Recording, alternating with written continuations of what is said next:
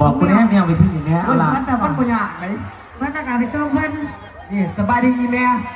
สบายดีมากแต่หมู่บ้านนี่ฮะก็สบายดีครู สบายดีแล้วเจ้าเนาะ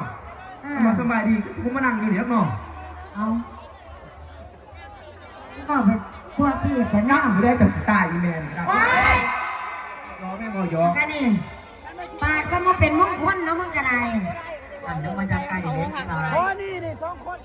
เพราะมันเป็นสายเครื่องสายไฟเด้อเสียกันดี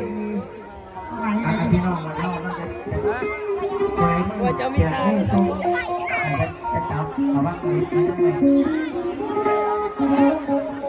พนักงานเขาก็ได้แก่ไปอยู่ เอาไปทางไหนมานี่มาหาแม่ โอ้ยอยาก ยิ้มเปิดด้วย ผมเนี่ยยากว่าลูกที่อยากเป็นมันอยู่ไม่ดูไอ้สิ่งนี้วันว่าวันนี้ที่ฟังจะบอกน้องคนแต่เมียตามคอ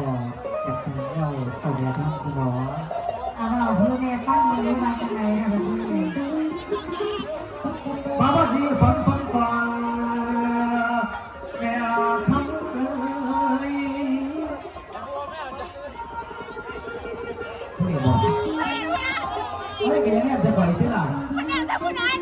โอ้ยขอเราคิดไปอยู่ผู้เดียวแม่นี่อยากจะเป็นสาวไปมาวันนี้ฝันเขาสิโอเก่า